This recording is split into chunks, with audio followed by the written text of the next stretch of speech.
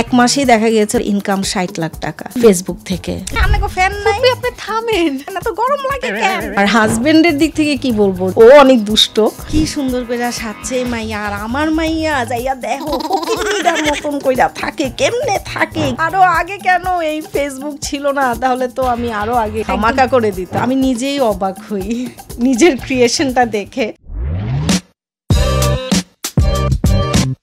Hello viewers, সবাইকে আমন্ত্রণ জানাচ্ছি নিউজ 24 এর special podcast show social media star আয়োজনে। সঙ্গে আছি আমি কাজী অহনা, এবং আমার সঙ্গে আজকে যিনি আছেন তিনি আমার খুব পছন্দের একজন মানুষ এবং এই সময়ের অন্যতম জনপ্রিয় কন্টেন্ট ক্রিয়েটর। তিনি হয়তো আপনাদের কারো কাছে পরিচিত ফুপ্পি হিসেবে, কারো কাছে আবার পরিচিত বড়লোকস ভাবি হিসেবে। শি ইজ নান আদার দেন শামস আফরোজ চৌধুরী। কেমন আছেন আপু? আলহামদুলিল্লাহ ভালো, আপনি ভালো? এই তো আপু ভালো আছি। শুরুতেই জানতে চাই আজকে আপনি কি হিসেবে আমাদের সঙ্গে আছেন গেস্টে? একদম শামস, রিয়েল শামস হিসেবে আছি। ওকে, তাহলে আজকে আমরা একদম রিয়েল শামসের লাইফ স্টোরি এবং ক্যামেরার পেছনে শামস আসলে কেমন সেটার বিস্তারিত জানবো। শিওর। আচ্ছা, শুরুতেই একটু জানতে চাইবো কন্টেন্ট ক্রিয়েশনে কেন, মানে কিভাবে এই যাত্রা শুরু? 2018 থেকে শুরু আমার কন্টেন্ট বানানো। তখন তো এমনি আসলে শুরু করেছিলাম, এটাকে যে প্রফেশন হিসেবে নিব তখন মাথায় ছিল না। জাস্ট পেজ খুলেছি, লেখালেখি করতাম। একটা পর্যায়ে ভাবলাম যে লিখছি যা, তা নিয়ে ভিডিও বানাই, দেখি কেমন হয়। তো ওই তো ভিডিও দেওয়া, এরপর দেখি মানুষ পছন্দ করছে, আর তখন থেকে এখন পর্যন্ত করেই যাচ্ছি এই কাজ। কন্টেন্ট ক্রিয়েশনের আগে কি করতেন? আগে ছিলাম টিচিং প্রফেশনে, একটা স্কুলে জব করতাম, পাশাপাশি এমবিএও করছিলাম আমি তখন ঢাকা ইউনিভার্সিটি থেকে, আবার বিএও হয়ে গিয়েছিল। সব মিলে মানে অনেক ব্যস্ততার মধ্যেই ছিলাম। তো পরে 2020 সালে আমার যখন মনিটাইজেশন চলে আসে অ্যান্ড অলসো ব্র্যান্ড কোলাবোরেশনসগুলো হচ্ছিল, বিভিন্ন ব্র্যান্ডের সাথে কাজ করার সুযোগ পাচ্ছিলাম, তখন আমি এটাকে ফুল টাইম জব হিসেবে নিয়ে নিই, বাকি সব ছেড়ে দিই। কি এখন কি রিগ্রেট হয় যে জব ছেড়ে দিয়েছি? না, মনে হয় যে আরো আগে কেন এই ফেসবুক ছিল না, তাহলে তো আমি আরো আগে কন্টেন্ট বানায় একদম ধামাকা করে দিতাম। এখন কি তাহলে ধামাকা করছেন? ধামাকা না করলেও মানে আমাকে যারা দেখে তারা হ্যাপি আমাকে নিয়ে, এটাই আমি মনে করি আমার অ্যাচিভমেন্ট। আচ্ছা, জবে বেশি আপনার ইনকাম ছিল নাকি এখন কন্টেন্ট ক্রিয়েশনে? অবভিয়াসলি বাংলাদেশে টিচিং প্রফেশনে তো ইনকাম খুবই কম, টিচার্সদের স্যালারি কম থাকে, ওরা হয়তো কোচিং প্রাইভেটে পড়ায় একটু এক্সট্রা ইনকাম করতে পারেন, এইটা একটা। কিন্তু এখন যে প্রফেশনে আছি কন্টেন্ট ক্রিয়েশন, এখানে তো মানে একদম সরাসরি ফেসবুক থেকে আমাদের রেমিটেন্স আসতেছে, অনেক ইনকাম, ভিউজ হলেই অনেক ইনকাম। সো হ্যাঁ, অবশ্যই এটাই বেটার মানে ইনকাম ওয়াইজ। কিন্তু শুরুর দিকে যখন কন্টেন্ট ক্রিয়েশনে আসেন, আমাদের সবারই একটা ধারণা থাকে যখন কোনো কাজ শুরু করি এর আগে খুব চিন্তা মাথায় থাকে যে কে কি বললো, আশেপাশে মানুষ কি ভাবলো। আপনার ক্ষেত্রে এমন ছিল কিনা? আমার ক্ষেত্রে এমন ছিল না, কারণ কি আমি যে ভিডিওগুলো বানাতাম এগুলো তো একদম আমাদের বাসায় যা হয়, মা বাবার সাথে যা হচ্ছে, আমাদের ঘরের কাহিনীগুলো নিয়ে আমি ভিডিও বানাচ্ছি। তো এটা কোনো খারাপ কিছু ছিল না। ইনফ্যাক্ট আমার যে ফ্যামিলি মেম্বার্স, আমার মা বাবা, আমার হাজব্যান্ড, ওরাই আমার প্রথম ভক্ত। আমি বলবো যে আমার ভিডিও দেখে খুবই এনজয় করতো। এবং যেমন আমার হাজব্যান্ড বাসায় এসে বলতো যে নতুন ভিডিও দিছো, আজকে কিছু বানাও নাই। আমার বাবাকে দেখতাম যে সব ভিডিও সেভ করে করে রাখে, হ্যাঁ, পিসিতে, যে ওখানে ছেড়ে ছেড়ে আবার দেখে ভিডিওগুলো। আমার মা তো যে এটা নিয়ে একটা ভিডিও বানাস, তো ওটা নিয়ে মানে খুবই মানে এনজয় করতো আমার ফ্যামিলি। তো ওরা আরও খুশি ছিল যে একটা ডিফারেন্ট কিছু নিয়ে আমার মেয়ে ভিডিও বানাচ্ছে, এটা তো মজাই লাগে দেখতে। বাট হ্যাঁ, অনেক পরিচিত কিছু বাইরের আউটসাইডার্সরা ছিলেন, তারা একটু মানে বিরক্ত করতো, মানে উল্টাপাল্টা কথা বলে একটু ডিস্টারবেন্স ক্রিয়েট করার চেষ্টা করতো। তো তাদের কথা আসলে মানে নিজের ফ্যামিলি যেহেতু আমার সাথে, আমার ফ্যামিলির সাপোর্ট আছে, তো আর এদের বাইরের মানুষের কথা পাত্তা দিই নাই, এই আর কি। আচ্ছা, আপনার এই কন্টেন্ট ক্রিয়েশন জার্নিতে সবচেয়ে বেশি সাপোর্ট কার থেকে পেয়েছেন? সবচেয়ে বেশি সাপোর্ট তো মা তো আছেই। সাপোর্ট বলতে কি আসলে ফ্রিডমটা, একদম ফুল লিবার্টিটা পেয়েছি, যে আমার মেয়ে আমার মতন নিজের মতন করে কাজ করছে, করুক। বাসার ভেতরে একটা সুন্দর পরিবেশে দেখা যাচ্ছে আমার মা রান্না করছে বা কোনো একটা কাজ করছে, পাশের রুমেই হয়তো আমি ভিডিও বানাচ্ছি। আব্বু দেখা গিয়েছে নিউজ পেপার পড়ছে, ড্রয়িং রুমের এক পাশে এক সোফায় বসে, আমি আরেকটা সোফায় বসে একটা কন্টেন্ট বানাচ্ছি। আমার কাজের পরিবেশটা হচ্ছে এরকম। তো সাপোর্ট কি মানে আম্মু তো পুরা বাসাই বলে যে এটা তোমার বাসা, তুমি যেখানে ইচ্ছা ভিডিও বানাও যেভাবে দরকার হয়। অনেক সময় চ্যানেল থেকেও ইন্টারভিউর জন্য আসতো, মানে সব মানে খুলে দিচ্ছে আমার জন্য। সো সাপোর্টটা এরকম। আর হাজবেন্ডের দিক থেকে কি বলবো যে মানে in fact he was the first one যে আমাকে বুদ্ধিটা দিছিল যে ফেসবুকে যা লিখতেছো ভিডিও বানাও, মজা হবে দেখো। ও অনেক দুষ্ট, হ্যাঁ ওর মাথায় অনেক দুষ্টামি বুদ্ধি থাকে, তো আমাকে এই বুদ্ধিটা দিয়ে আমিও আবার ভিডিও বানাইছি, তারপরেই তো ক্লিক করে গেল। আপনার ফ্যামিলি তো অনেক সাপোর্টিভ। হ্যাঁ, আর ভাইয়াই যেহেতু আইডিয়া দিয়েছে, আপনার ভিডিওতে আমরা শুধু আপনাকে কেন দেখি, ভাইয়া কিংবা আন্টি আঙ্কেল মানে ওনারা কি কখনো চেয়েছেন কিনা? না, আমি মানে অনেকেই দেখি যে ফিমেল যারা সোশ্যাল মিডিয়াতে কাজ করে, দেখা যায় জামাই পাশে এসে ফুটেজ খাওয়ার চেষ্টা করে, পাবলিসিটি পেতে চায় ওয়াইফের পেজ দিয়ে বা ওয়াইফের ভিডিওর মাধ্যমে। বাট আমি অবাক হই, আমার হাজব্যান্ড মানে ওকে আমি জোর করেও আনতে পারি না। ইনফ্যাক্ট ও সবসময় বলে এটা তোমার কাজের জায়গা, আমার কাজের জায়গা আলাদা। হ্যাঁ, সো দুইটা কখনোই মিক্স করবা না, এটা আমার ফ্যামিলি থেকে বলে। ইভেন আমার মা বাবা তো জীবনেও আসবে না, আর মাও সেম, আসতেই চায় না, জোর করে তাও একটু দেখাই আম্মুকে। বাট মানে কেমন যেন আমার ফ্যামিলি আসলে ওই ফুটেজটা বা ওই পপুলারিটিটা মানে চায় না যে আমার মেয়ে করছে মেয়ে করুক, আমাদের দরকার নেই, আমাদের আলাদা রোল, এরকম ব্যাপারটা। আপনার হচ্ছে সবচেয়ে পছন্দের ক্যারেক্টার কোনটা? আমার নিজের পছন্দের ক্যারেক্টার হচ্ছে অবশ্যই ফুপ্পি, তারপরে হচ্ছে টুনির মা। আম্মাজানকেও আমার খুব পছন্দের একটা ক্যারেক্টার জোবেদা, আমাদের যে শামসদের যে কাজের মানে ওভারঅল শামসের যে একটা ক্রেজি ফ্যামিলি আমি বানিয়েছি বা ইন্ট্রোডিউস করেছি, মানে ফ্যামিলির প্রতিটা মেম্বারই আমি বলবো আমার কাছে খুব স্পেশাল। মানে এক একজন তো এক এক রকম আসলে। তো আমি নিজেই অবাক হই নিজের ক্রিয়েশনটা দেখে যে এরকম একটা ফ্যামিলি আমি কিভাবে বানাইলাম। কারণ আমি আসছি একদম একটা মানে নিউট্রাল ফ্যামিলি থেকে, মা বাবা আমি, এত ছোট একটা পরিবার, আর সেই জায়গায় আমি শামসদের পুরো একটা বাহিনী দেখাচ্ছি ভিডিওতে। তো আমি নিজেও অবাক হই যে আমার মাথায় এগুলো আসলো কিভাবে। আচ্ছা, আমার পার্সোনালি আমার খুব পছন্দ হচ্ছে শামসের ফুপ্পিকে। আচ্ছা, আমি তো ভাবতে পারছি না, আমি যেহেতু আজকে ফুপ্পির সাথে আছি, আমি একটু ফুপ্পির সাথে কথা বলতে চাই। ফুপ্পি হলে আজকে অহনাকে কি উত্তর দিত? আচ্ছা, একটু ক্যারেক্টারে ঢুকতে হবে আমাকে। ফুপ্পি ক্যারেক্টার, আর অডিয়েন্সকে বলতে হবে, ভিউয়ার্সদেরকে বলতে হবে যে কল্পনা করতে যে গালগুলো এরকম। হ্যাঁ, আজকে কিন্তু ফিল্টার ছাড়া ফুপ্পি, যদিও এখন একটু মোটা হয়ে আমি ফুপ্পি হয়ে যাইতেছি দিন দিন। আচ্ছা, যাই হোক, ফুপ্পি থাকলে সত্যি কি করতো? ফুপ্পি খুবই সিন ক্রিয়েট করতো মেবি। আরে ফ্যান কই, ফ্যান ছাড়ে না কেন, তো গরম লাগে কেন, আপনাকে ফ্যান নাই, আপনি থামেন, চা দিছেন কেন, কফি দেন নাই, আমি কফি খাই। ফুপ্পি আসলে তো খুব বিপদে পড়ে যেতাম একদম। আচ্ছা, আপনার আরেকটা ফেভারিট ক্যারেক্টার কোনটা এই দুইটার বাইরে, বড়লোকস ভাবি আর ফুপ্পির বাইরে? আমার তো ওই যে বললাম না, সবগুলো ক্যারেক্টারই খুব স্পেশাল আমার জন্য। জোবেদাকেও ভালো লাগে, জোবেদাও একটু মানে কি বলবো, আমি একটু সবগুলো ক্যারেক্টার এই স্টুডিওতে আজকে ইন্টারভিউ দিতে আসলে কি করতো? জোবেদা কি করতো? জোবেদা তো ও তো মানে কাজের বুয়া ক্যারেক্টার, তো ও কি করতো, আর ও হয়তো এখানে আসলে ঝাড়ু দেওয়া শুরু করে দিত, যে ওই যে টিস্যু পেডা রয়েছে, যাই খালাম্মা ঝাড়ু দিয়ে আসি। আর শামসের আম্মু কি করতো? শামসের আম্মু আসলে হয়তো আম্মাজান যে ক্যারেক্টারটা সবসময় তো মেয়ের এগেনস্টেই কথা বলে, এসেই বলতো যে কি সুন্দর কইরা সাজছে মাইয়া, আর আমার মাইয়া যাইয়া দেখো ফকিন্নিটার মতন কইরা থাকে, কেমনে থাকে, কি সব জামা কাপড় ফিন্দে, তাই রে আমি শিখাইতেই পারি না। দারুণ।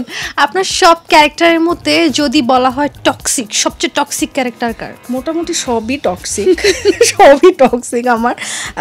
কিছু ক্যারেক্টার টক্সিক, যেমন পাশের বাসার টুনির মা, সেটা একটু টক্সিক ক্যারেক্টার। তারপরে আছে ফুপ্পি তো আছেই, আম্মা জানও একটু টক্সিক। আর আরেকটা ছিল চুস্কি আন্টি, একটা ক্যারেক্টার, এটা নিয়ে বেশি একটা ভিডিও বানানো হয়নি, কারণ একটা দুইটা ভিডিওতেই অনেক ভয়ঙ্কর অবস্থা হয়ে গেছিল আমার। কি হয়েছিল একটু জানতে চাই। আচ্ছা, ওই ক্যারেক্টারটা এরকম ছিল যে খুবই খারাপ একটা মহিলা, সবাইকে খালি ফোন দিয়ে দিয়ে এর কথা একে ওর কথা ওকে বলছে, এবং দেখা যায় যে খুব গিবত করতেছে, মানুষকে কি করে মিথ্যা বানায় বদনাম করে, এই টাইপের ক্যারেক্টার ছিল। তো এই ক্যারেক্টারটা দিয়ে আমি একটা কন্টেন্ট বানানোর পর আমারই পরিচিত মানে আমার সম্পর্কে দূরের কাজিন হয়, সে আমাকে মেসেজ করছে যে হাউ ডে ইউ, তুমি আমার খালাকে নিয়ে এরকম ভিডিও বানাইছো। হ্যাঁ, আমি জাস্ট অবাক। অ্যান্ড আমি ওকে রিপ্লাই করছিলাম যে তার মানে তুমিও জানো তোমার খালা এই টাইপের। মানে আমার কথা হচ্ছে দেখো, নেগেটিভ ক্যারেক্টার কারোর সাথে মিলে গেলে বুদ্ধিমান হলে সে চুপ থাকবে। হ্যাঁ, এখন যদি সেই উল্টা এসে আমাকে বলে যে এই ক্যারেক্টারটা এরকম মানে খারাপ ক্যারেক্টারটা আমার সাথে মিলে যাচ্ছে, কেন বানাইছো, এটা এখন আমি কি বলবো, ঠিক না? এমন কি কখনো হয়েছে বিভিন্ন ক্যারেক্টার অনেকের সাথে রিলেট করে ফেলছে এবং খুব প্রবলেম ক্রিয়েট হচ্ছে? প্রবলেম মানে কি, যে বড়লোকস আন্টির যে বড়লোকস ভাবি যে ক্যারেক্টারটা, এইটা ক্রিয়েট করার পরও কিন্তু অনেক আমার প্রোফাইলের অনেক এরকম মোটা ঠোঁটালা আপুরা আমাকে আনফ্রেন্ড করে দিচ্ছে, বিকজ ওরা ভাবতেছে যে ওদেরকে নিয়েই বানাইছি, বাট আসলে এটা না। মানে এটা মিলে গেছে হয়তো, এটা পুরাটাই মজা করে বানানো। তো অনেকে যারা বোটক্স টোটক্স করে বা এরকম এই টাইপের মিলাই ফেলছে নিজের সাথে, এরা রাগ হয়ে গেছে আমার সাথে। হায় হায়, সবাই নিজেকে নিজের সাথে মিলে ফেলছে একদম। এক্ষেত্রে কি খুব বিব্রতকর কোনো পরিস্থিতির সম্মুখীন হতে হয়েছে? খুব বিব্রতকর না, আমি তো আমার যেটা মাথায় আসে একবার মানায় ফেলি। আমি আসলে কে কি মিলবেই মানুষের সাথে, কারণ আমি তো আসলে অবজার্ভ করেই বানাই, আশপাশ থেকে বাস্তবতা থেকে নিয়েই গল্পগুলো তৈরি হয়, তো অনেকের সাথেই মিলে যাবে। আমি একটা সাজেশন দিব, যাদের সাথে মিলে যায় এবং আমার উপর যারা আপসেট এটার কারণে, নিজেদেরকে সংশোধন করে নেক, নিজেদের স্বভাব চরিত্রটা একটু ঠিক করে নেক, শুধু শুধু আমার সাথে রাগ দেখায় কি লাভ। সেটাই। আচ্ছা আপু, আরেকটা বিষয় জানতে চাচ্ছি, কন্টেন্ট ক্রিয়েশন এর পাশাপাশি কি আপনি কিছু করেন কিনা? এখন কিচ্ছু করি না, কারণ আমি সময় পাই না। কারণ আমি তো বললাম যে এটা আমার এখন ফুল টাইম জব হিসেবেই বলতে পারি, এটাই আমার profession, only source of income. তো আমি আর অন্য কিছু করার সুযোগই পাই না, কারণ এটাতেই আমি এত ব্র্যান্ডের সাথে আমার এখন কোলাবোরেশন হচ্ছে, কাজ করছি, যে আমি আসলে মানে অন্য কিছু সময় পাচ্ছি না আর কি, এটাই প্রবলেম। মানে আর হয়তো পেলেও আমি করব না, আমার দরকার কি অন্য কিছুতে যাওয়ার, কারণ এটা থেকে যতটুকু হয় হবে, আর যখন স্টপ হয়ে যাবে আবার আমি আরাম করব, রিটায়ারমেন্টে চলে যাব, বাট আর কিছু হবে না আমাকে দিয়ে মনে। আচ্ছা, কন্টেন্ট ক্রিয়েটর নিয়ে আমাদের আইডিয়া হচ্ছে ফেসবুক মনিটাইজেশন থেকে, ভিডিও থেকে ইনকাম হয়, কিন্তু এছাড়াও আর কি ভাবে আসলে ইনকাম করা যাচ্ছে? আমার যখন মনিটাইজেশন আসছিল 2020-তে, তখন কিন্তু ফেসবুকের পলিসিগুলো খুব ইজি ছিল, এত কমপ্লিকেটেড ছিল না। এখন কিন্তু ফেসবুক থেকে টাকা আর্ন করাটাও টাফ, কারণ অনেক আপডেট হয় কয়দিন পরই ফেসবুকে, তো দেখা যায় ওদের পলিসি চেঞ্জ হয়, অনেক ওদের রুলস কন্ডিশনস অনেক কিছুতে চেঞ্জেস চলে আসে, তো ইনকামেও এরকম চেঞ্জ আসে এটার ফলে।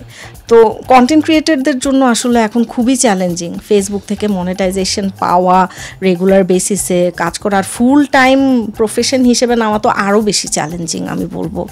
বরং আসলে সবাই যে সাকসেসফুল কন্টেন্ট ক্রিয়েটর হয়ে যাবে তাও কিন্তু না, কারণ দেখবা অনেক কন্টেন্ট ক্রিয়েটর আছে ব্র্যান্ডের সাথে কাজ করছে কয়জন, ব্র্যান্ডও কিন্তু আবার যাচ্ছে না সবার কাছে, খুব সিলেক্টিভ একজন দুইজন। যেমন 2020 সালে তো বলতে গেলে আমরা অল্প কয়জনই ছিলাম, আমরা ওই সময়টা অনেক ব্র্যান্ড পেয়েছি। এখনও যেহেতু আমি এখনও টিকে আসছি, আমি পাচ্ছি ব্র্যান্ড, একটা পরিচিতি চলে আসছে, বিশ্বাসের জায়গা চলে আসছে ব্র্যান্ডের সাথে কাজ করে, তো এর জন্য হয়তো পাচ্ছি। বাট নতুন যারা, তাদের কাছে হয়তো দেখা যাচ্ছে ব্র্যান্ড যাচ্ছেও না, খুব লবিং করতে হয়, অনেক রকম কানেকশন নেটওয়ার্কিং করে হয়তো কেউ পাচ্ছে, বাট ওই যে ওইভাবে কন্টেন্ট দেখে কারো কাছে ব্র্যান্ড যায়, ওটা হয়ও না। তো আসলে সবার জন্য যে এটা খুব স্মুথ হবে এই জায়গাটা, আমি এটা বলবো না। একসময় আমি বলতাম যে সবাই কন্টেন্ট ক্রিয়েটর হও, হ্যাঁ এত ইজি, বাট এখন খুবই ডিফিকাল্ট এখন কন্টেন্ট ক্রিয়েটর হওয়া এবং আর্ন করা পাশাপাশি। আচ্ছা, আর্নিং এর বিষয়ে একটা বিষয় জানতে চাই, সেটা হচ্ছে আপনি এই মুহূর্তে ফেসবুকে আপনার ফলোয়ার 3.2 মিলিয়ন, 3 এর উপর। তো সেক্ষেত্রে জানতে চাইবো আপনার এখন পর্যন্ত, যদিও এটা খুবই বিব্রতকর প্রশ্ন, মানে ইনকাম কত, ইনকাম আমি জানতে চাই না, আমি আসলে যারা ফিউচারে কন্টেন্ট ক্রিয়েশন আসতে চান বা অনেকেই আছেন জুনিয়র, তো সেক্ষেত্রে কন্টেন্ট ক্রিয়েশন করে স্পন্সরশিপ, ভিউ সব কিছু মিলিয়ে আসলে এখন পর্যন্ত হাইয়েস্ট আপনি কত ইনকাম করেছেন? আমি আসলে আমার নিজেরটা নাই বলি, কারণ আমি না একটা যে বিশ্বাস করি যে ইনকাম কি আছে না আছে এগুলো বললে হয় কি অনেক সময় বদনাম বদনজর লেগে যায়, আমি চাই না বদনজর লাগুক। বাট আমি একটা কথা বলবো যে অনেক মানে এরকমও কন্টেন্ট ক্রিয়েটার আছে যারা নাকি 1 মাসেই দেখা গিয়েছে তার ইনকাম 60 লাখ টাকা এসেছে ফেসবুক থেকে মনিটাইজেশন। হ্যাঁ সম্ভব। ইভেন আমি একটা ইন্টারভিউ দিতে গিয়েছিলাম, যিনি হোস্ট ছিলেন উনিও একজন অনেক পপুলার কন্টেন্ট ক্রিয়েটার। উনি আমাকে বলছে আমার ইনকাম, ওখানে আমি আবার রিভিল করছিলাম যে আমার 1 মাসে এরকম অনেক আগে 10 লাখ টাকা আসছিল। বাট তারপরে উনি যখন আমাকে ওনারটা বললো যে 1 মাসে 50 লক্ষ টাকা ওনার আসছে, মানে তখন আমি বুঝলাম যে আরে এই যে 10 লক্ষ টাকা শুনেই পাবলিক এত মানে ভাবে যে হ্যাঁ এত টাকা কেন এই সেই, কিন্তু আসলে তো এর চেয়েও টাকা আর্ন করতেছে অনেক কন্টেন্ট ক্রিয়েটার ইউটিউবার্সরা। তো এটা আসলে কিছুই না, বাট এটা সত্যি যে হ্যাঁ ফেসবুক ইউটিউব থেকে অনেক টাকা আর্ন করছে অনেকেই। যখন ভিডিওগুলো বানান তখন এই আইডিয়াগুলো, যেহেতু আপনার ফ্যামিলি অনেক সাপোর্টিভ, কিন্তু একদম মানে এত মিলে কিভাবে মানুষের, মানে এটা রিসার্চ করেন কিভাবে? আমি জানি না, আমি না অনেক সময় এটা অনেকে আমাকে এই কোয়েশ্চেনটা করছে যে এত মিলে কিভাবে, যে আপনার তো এত ফ্যামিলি মেম্বার্সও নাই, আপনার শ্বশুর শাশুড়ি নাই, তো আপনি কিভাবে মিলান? আমি নিজেও জানি না, আমি কল্পনা থেকে যা আসে বানায় ফেলি। আচ্ছা, শামসের ফুপ্পি আসলে কেমন? শামসের কি আমার রিয়েল ফুপ্পি আছে? কিন্তু মানে অবশ্যই আমার ক্যারেক্টারের সাথে তো হুবহু আর মিলে না কাউকেই। ওই যে বললাম না অনেকে মিলিয়ে ফেলে, কিন্তু না, যারা আসলে দেখে বুঝে যে আরে এগুলা তো আলাদা চরিত্র, মানে ও কোথার থেকে বানায়। ইনফ্যাক্ট অনেকে অবাক হয় যে তোর মাথায় এগুলো কোথার থেকে আসে। ইভেন আমার আম্মাজান যে ক্যারেক্টারটা, আমার আম্মাজান ক্যারেক্টার আর আমার রিয়েল মা সবাই বলে যে কোথায় তোমার আসল মা, আর তুমি এটা কি আম্মাজান কিভাবে আসলো? একটু জানতে চাই। আমার রিয়েল মা তো খুবই স্টাইলিশ একজন মানুষ, খুবই তার ফ্যাশন সেন্স খুবই ভালো, খুব মানে আমার আম্মুর সাথে কিছুটা বড় লোকস ভাবির মিল আছে, এটা সত্যি। হ্যাঁ, আমার আম্মু সব জায়গায় যায় না, সব খায় না, মানে খুবই চুজি পিকি টাইপের একটা মানুষ, কিন্তু সেই জায়গায় আমি দেখাচ্ছি যে না আমার মা আসলে এই টাইপের। হয়তো এরকমও হতে পারে যে আমার মা তো খুব ফ্যাশনেবল, খুব মডার্ন টাইপের, তা আমি হয়তো সবসময় ডিপ ইনসাইড কোথাও না কোথাও একটা ছিল যে আমার মা যদি একটু এরকম গ্রাম্য হতো, একটু গ্রামের একটা এই টাইপের হতো কেমন লাগতো। তো ওখান থেকেই হয়তো এই ক্যারেক্টারটা বানানো। আচ্ছা আপু, আমরা একদম শেষ পর্যায়ে চলে এসেছি। আমরা আমাদের যে তরুণ প্রজন্ম যারা কন্টেন্ট ক্রিয়েশন আসতে চায় বা এসেছেন, কিন্তু কিভাবে কাজ করবে, কিভাবে করলে ভালো হয়, বা অনেকে আছে কে কি ভাবলো ভেবে তেমন আগাতে পারছে না, তাদের উদ্দেশ্যে যদি কিছু বলতেন। আমি যারা নতুন কন্টেন্ট ক্রিয়েটার তাদেরকে আগেই বলবো যে এখন কিন্তু কন্টেন্ট ক্রিয়েশন অনেক বেশি চ্যালেঞ্জিং, খুব ইজি না এই জার্নিটা। তো যারাই আসতে চাচ্ছ খুব ডিফারেন্ট ভালো কিছু নিয়ে যদি আসতে পারে তাহলে হয়তো ক্লিক করতে পারে। অ্যান্ড অলসো যে নিজের ইমেজটা, তুমি অ্যাজ আ পাবলিক ফিগার নিজের ইমেজটা ভালো ক্লিন রাখার চেষ্টা করো, ইনশাল্লাহ ভালোই হবে।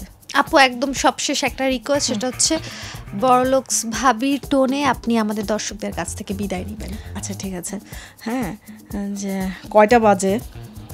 গড, উফ কতক্ষণ আমাকে, ও মাই গড, আমার তো ইউরোপ ট্যুর আছে একটু পরে, আমি ইউরোপে যাচ্ছি।